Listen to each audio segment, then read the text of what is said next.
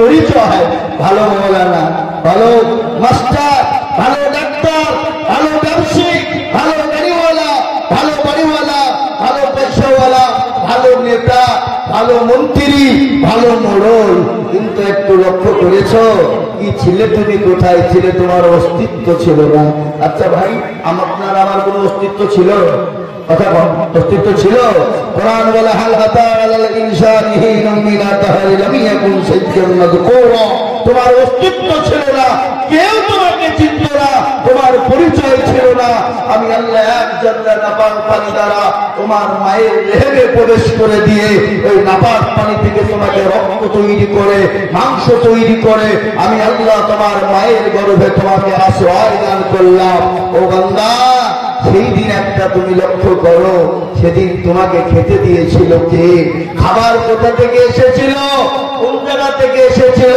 আল্লাহ বললেন বান্দা, এমন ভাবে একটা খাবার সিস্টেম করে দিলাম যে খাবার খেলে তোমার সর্দি হবে না, যে খাবার খেলে গরমি হবে না, যে খাবার খেলে তোমার পেট হজম কি বলে পেটে খারাপই হবে না।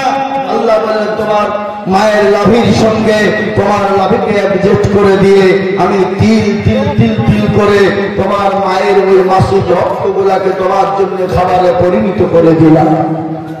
বান্দা, নামাজ নদিন হয়ে গেল, দুনিয়ার জমিনে এলে একদিন দুদিন তিন দিনের ছেলে, তুমি ভাত খেতে পারবে না, রুটি খেতে পারবে না, আপেল খেতে পারবে না, বেদানা পারবে না, মুলুক্কা খেতে পারবে না, দামি দামি খাবার তুমি খেতে পারবে না। বান্দা, এমন একটা খাবার আমি তোমাকে দিলাম যে খাবার খেলে কোনোদিন তোমার সর্দি গরমে হবে না।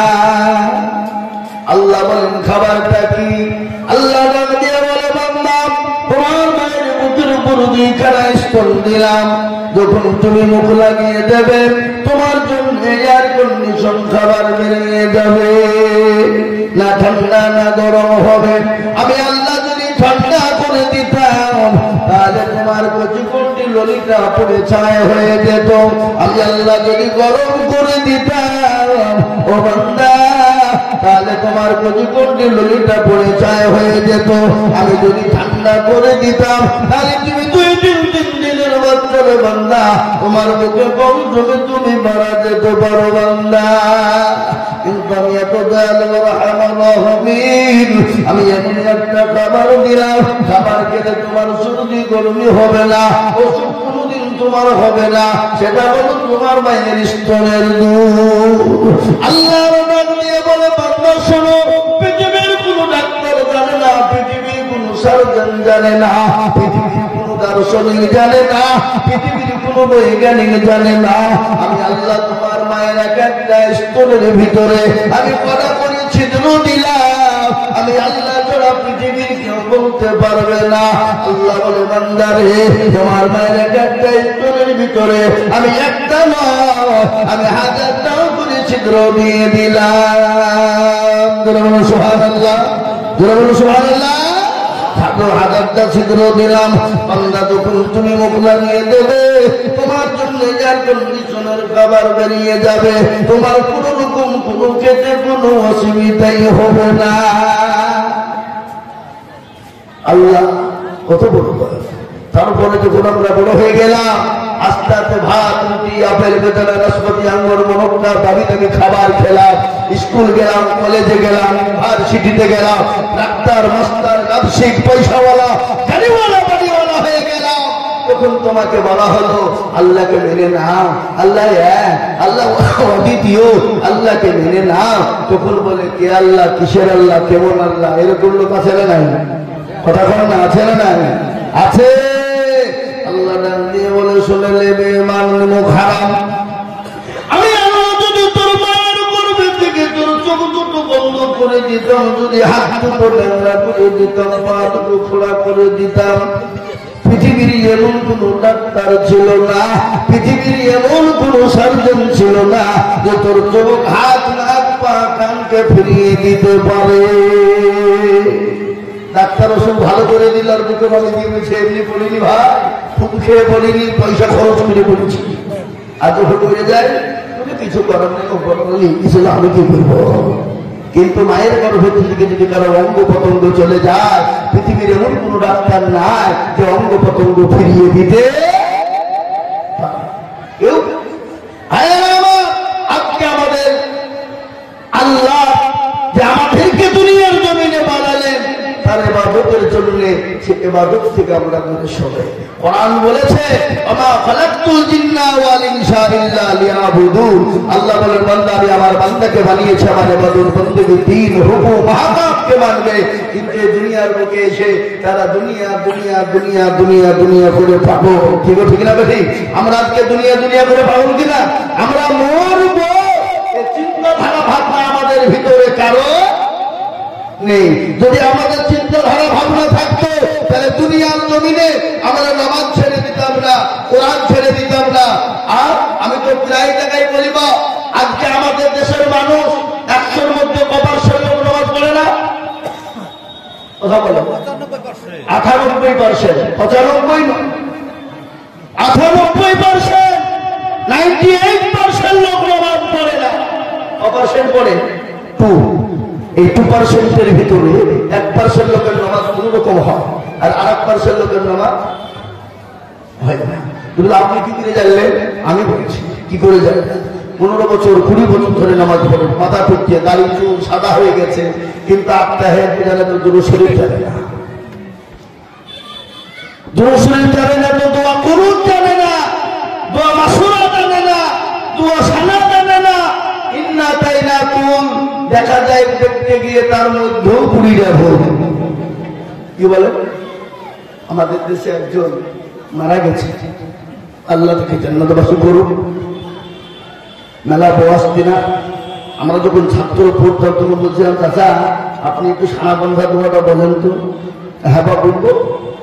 কখন? বলে জোহরের সময় বুঝল না, আসরে বুঝল না, মাগরিবে বুঝল না, এসাতে মাল এলো না, আবার ফজর ধরেছি বলি কি হবে? তো আমাকে বলছে বাবা কোন সানা, আলু সানা না ডাল সানা।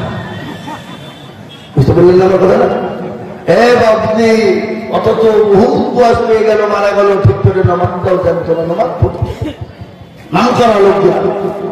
ভাই এরকম আমাদের সমাজে আছে না নাই? জোরে বলুন। আজকে কি ভাবছেন আপনি? বিবি আমার, বাচ্চা আমার, ছেলে আমার, মেয়ে আমার, গাড়ি আমার, বাড়ি আমার, হ্যাঁ সম্পদ আমার, এ আমার, ও আমার, এটা আপনার নয়, আপনার নয়।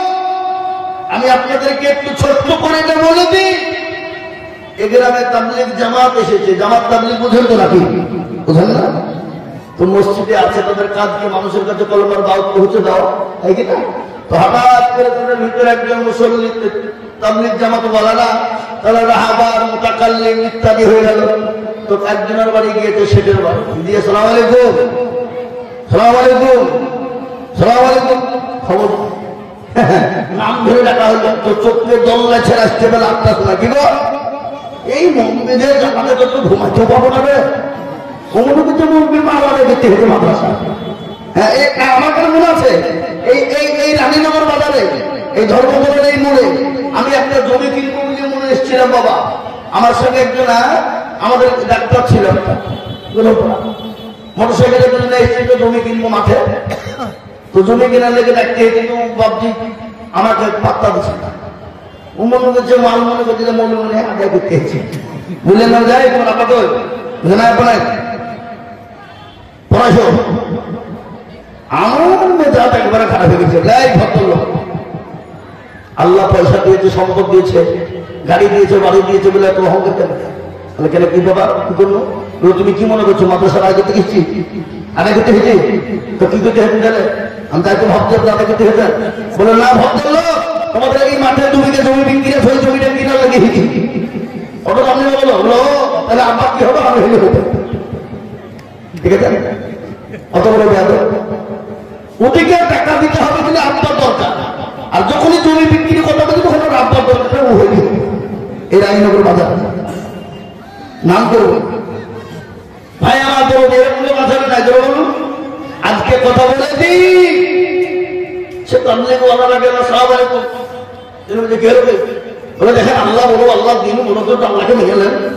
বলবে ও আমাকে বোঝায় আমি খুব বুঝে ধরে ধরো মৌলবি এক কথা দু কথা হতে হতে মৌলবি রাগ আছে না নাই ধরে বলুন এই আছে না নাই হ্যাঁ ও তো রক্ত মাংস তৈরি বলে শোনান শেরজি এ গানে বাড়ি টাকা পয়সা ধন দৌলত বিবি বাচ্চা আপনার না এই আপনার মা যখন বুঝেছে সেটা রক্তটা মাথায় বলবে বিবি বাচ্চা গাড়ি বাড়ি ধন সম্পদ টাকা পয়সা আমাদের তো তোমার তোমার বলে শোনো তোমার যে না আমি মৌলবি যদি প্রমাণ করতে না পারি তাহলে আমি আর জীবনও মৌলবিগিরি করবো না দেখো কাম তখন শেখ তখন মুছে বাদ দিয়ে বলছে মৌলবি যদি প্রমাণ করতে না পারি তোর 12টা রেখে আজকের কিছু কিছু লোক আছে মৌলবির দুশ্মন কি আছে না জোরে বলুন মানে মৌলবি দেখলে তার গা জ্বলবে কিন্তু হারাপ কেউ জানে না যখন ওর বাপ মার তখন মৌলবির কাছে কান্দ কি কথা বলছে না আজকে কিছু লোক আছে মৌলবি দেখলে ওর গা জ্বলে যখন মৌলবি না থাকলে তো তোর বাপের বিয়ে হতো না আর তোর বাপের যদি বিয়ে না হতো তুই তৈরি হতিস না আর যদি ওর মৌলবির প্রয়োজন নাই তাহলে তোর বাপের যা বিয়ে হয়েছে জানেন সন্তান তৈরি হতিস তুই মৌলবি দরকার না আজকে মৌলবি দেখলে গা জ্বলা বাবা অনেক লোক আছে মৌলবির পাতে খুলতে পারে না কিন্তু মৌলবি কি খাওয়া খেয়েছে এরকম লোক আছে না নাই আজকে কোরআন দিয়ে প্রমাণ আপনাদেরকে দিয়ে যাবে দেখেন কোরআন শুনে ভালো করে আপনি যতই বড় শিক্ষিত হোক মাস্টার অনেক মাস্টার ডাক্তার আপনি পয়সাওয়ালা গাড়িওয়ালা হোক এমপি এমএলএ হোক যাই হোক না কেন আমরা 5 বাড়ি খাওয়ালো কবাড়ি খাওয়ালো কথা বলতে হবে আপনাদেরকে 5 বাড়ি খাওয়ালো কিন্তু এই 5 বাড়ি খাওয়া লোকের কথা আল্লাহ কোরআনে বলেছে ইন্নামা ইয়াখশাল্লাহা মিন ইবাদিহিল উলামা পৃথিবীতে আল্লাহকে যদি ভয় করে তারা হলো উলামা সম্প্রদায় এটা আল্লাহর কোরআন কিন্তু কোরআনে কোনো মাস্টার ডাক্তার পয়সাওয়ালা গাড়িওয়ালা বাড়িওয়ালার কথা বলেনি এটা আল্লাহর কোরআন বলেছে নবীর হাদিস আল উলামা ওয়ারাসাতুল আম্বিয়া আমি নবী চলে গেলাম কিন্তু নাইবের রাসূল আমাদেরকে রেখে তাদের সঙ্গে খারাপ ব্যবহার করো না শোনাবো যাবে আপনাদেরকে তো সেটা রাগ হয়ে গেছে তো সে বলছে তাহলে আপনার না তো আমি প্রমাণ লিখে বলে বলে বাড়িতে বাথরুম আছে আচ্ছা সকালে যান আপনি যাবেন না বুঝতে পারলে বলে বদনায় থেকে পানি নিয়ে মাঠে জঙ্গলে বাগানে থেকে যেতে পারেন ঠিক আছে আপনি বাথরুম করুন চাই না করুন এখানটা চিড়ে রক্ত বের রক্ত বের করে দিয়েছে বাড়িতে বলবে ডাক্তার আমাকে সাপে কামড়েছে এই সাপে কামড়াইতে কত যখন বলবে তখন বাঁধন দেবে কেউ বাঁধন দেবে না দেবে না বাঁধন যখন দিয়ে দেবে আপনি সাপটা ফেসিয়ে দেবেন থেকে যত রকমের ডাক্তার কবিরের যা আছে সব আসবে আমি যতক্ষণ পর্যন্ত মলবি না যাবো আপনি উঠবেন না ঠিক আছে একবারে বাড়িতে গিয়ে বলেছে বাবা একবারে ছেলে মেয়ে বিবি বাচ্চা একেবারে এই কাঁদন সেই কাঁদন বাং বাং ডাক্তার দিয়ে কবিরে দিয়ে যত যা আছে যা টাকা লাগবে লিয়াই রংপুর বহরমপুর ছেলে একেবারে ছুটলো বাবা হ্যাঁ একবারে ডাক্তার কবিরের যত যা ছিল বাবজি সব নিয়ে এলো আসার পরে ডাক্তার কবিরে সবাই দিকে ইয়া বাঁচবে না গো ইয়া সাপে কামড়াচ্ছে ইহাবে কোনো সাপে কামড়াইছে বাঁচবে না তখন বাড়ির মেয়েটা বলছে হাবা সবাইকে ডাকবে কেউ পাইল কিন্তু মনকে ডাকবা পাল্লার কোরআনে তো কিছু আছে যদি সে দোয়া দিয়ে যদি বেঁচে যাবে একবারে মৌলবীর কাছে লেগেছে আর মৌলবী একেবারে সেজি গুজিয়ে একেবারে আইটেম নিয়ে বেরিয়েছে কি বুঝলে আইটেম নিয়ে বেরিয়ে কি হলো কাছে গিয়ে এরকম করে হাঁটু এ তো সরকার এসেব তো বাচ্চা বড় মুশকিল হ্যাঁ তো এরকম করে হাতটার বলিয়ে দোয়াটা পরিয়ে দিয়ে বলছি বাঁচবে গো কি বলিস বাঁচবে গো এই বাঁচবে গো যখন বুঝেছে বা দৌড়তে দৌড়তে কান্দতে কান্দতে হুজুর আল্লাহ কেন সাপে কামড়ালো আমাকে দেখতে পেল আমি তো ভালো লাগলে যে হুজুর আমার স্বামীকে বাঁচাতে হবে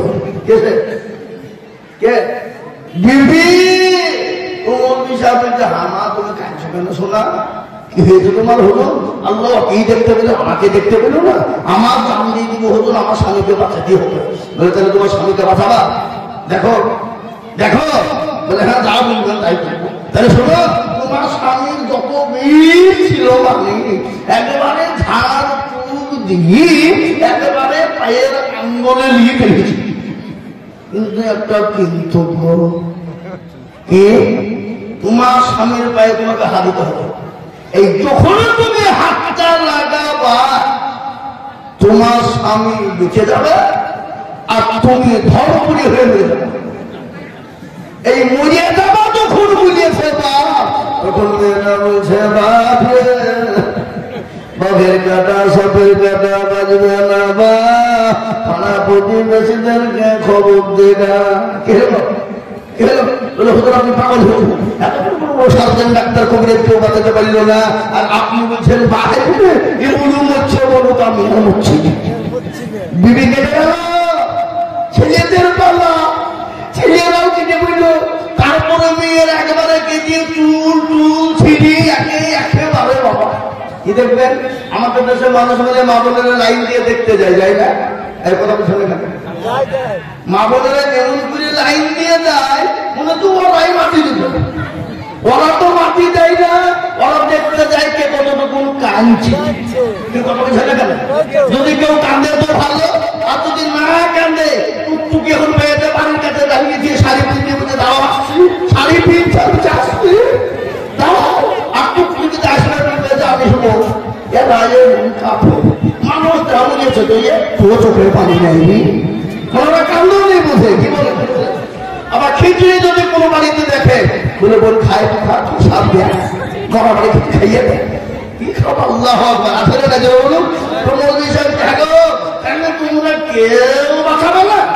তো বলো তো তোমার বাপ কোন ঘরে থাকতো বলে বেটা এত সুন্দর ঘর বিল্ডিং ফিরে যেতে পারতো, তো তোমার বাপ ঘরের ভিতরে কবরটা খুলে মাটিতে হয়ে না লাই বলবে ধরো অনেকে গোরস্থানে কেমনি কিনবি ঠিক জায়গায় মাটি দেবো। তুমি যে হাতে তাহলে ঘর যখন দিবা না একটু ঘরের ভিতরে পাঁচিরে করে করে দাও, রাস্তার জন্য দেখছি ছেলে দিকে আছে কেন ভয় দিয়ে করবে তারা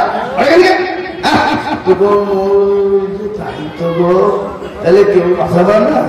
এরকম করে মাথা চলতে জাল্লাবার একটা ডোয়া মনে ছিল না, তখন মনে হলো তো আছে কানে করে দিয়ে বলে শেঠজি হলো বিবি আপনার ছেলে না, মেয়ে না, ঘর না, পাঁচিলের কোল না, আপনার না তো ওরা লাভ দিয়ে উঠি বুঝতে হুজুর লিখে তিন চিল্লা কি উঠে লিখি বলতে তিন চিল্লা। মুসলমান এটা বলার উদ্দেশ্য আমার ছিল না, আজকে উদ্দেশ্য হলো আজকে মনে মনে করি আমার বাড়ি আমার গাড়ি আমার বাড়ি আমার সব আমার বাবা, কিন্তু নিঃশ্বাসের নিঃশ্বাস নেই। চোখ দুটো যখন বন্ধ হয়ে যাবে সব কিছু ফেলে দিয়ে গেলে হাত পা নিয়ে কবরে চলে যেতে হবে মুসলমান। তাই আমি বলবো আল্লাহর সব থেকে বড় হুকুম সেটা হলো নামাজ। আজ থেকে নিয়াত করুন আমরা নামাজ ছেড়ে দেব না। সব থেকে বড় হুকুম সেটা হলো আল্লাহর কি ধরে বলুন নামাজ। আমি বললাম না আমাদের দেশে 2% লোক নামাজ পড়ে, 1% পড়ে না, আর 1% লোক আছে তা আপনি সবকিছু জানেন না, ঠিক না বেঠি? কিন্তু মৌলবীর কাছে জিজ্ঞাসাও করে না হুজুর আপনি তো আমাদের ইমাম, একটু কোরআনটা শিখিয়ে দেন না, নামাজটা একটু শিখিয়ে দেন না, সূরা খেলা একটু বলে দেন না, এটাও জীবনে বলে না। বলে কেন বলে না? মৌলবীর কাছে যদি যায়, মৌলবীর কাছে ধরা পড়ে যায় তো মৌলবীর কাছে মাথা পড়ি দাদাগিরি আপনার কি চলবে না? চলবে চলবে চলবে না। এর জন্য মৌলবীর কাছেও শেখার জন্য যাই না। আর আজকাল আমাদের মসজিদের সেক্রেটারি কারা? মসজিদের দরজা ছিনে না যারা, কি ক্যাশিয়ার কারা? মসজিদের দরজা চিনে না যারা, সভাপতি কারা? মসজিদের মুখ কুন্ডিকে চিনে না যারা, তারা সভাপতি সেক্রেটারি ক্যাশিয়ার। কিন্তু লাঠির চোর পয়সার চোর সেক্রেটারি বানিয়ে দেবে, সভাপতি বানিয়ে দেবে। কি বুঝে আছে না? আছে। আর আমাদের দেশের মৌলবী সাহেবরা ইমাম সাহেবরা এরাও জীবনে কোনোদিন কোনো মুসল্লিকে বলে না চাচা আমি তো আপনাদের মুসল্লি, একটু আসেন আপনাদেরকে কোরআন শিখিয়ে দিই, নামাজ শিখিয়ে দিই। এরাও জীবনে বলে না। বলো ইমামরা কেন বলে না? কারণ ওই যে তো 4000 টাকা বেতন দিচ্ছ তো তোমাকে কোরআন শেখাতে হবে।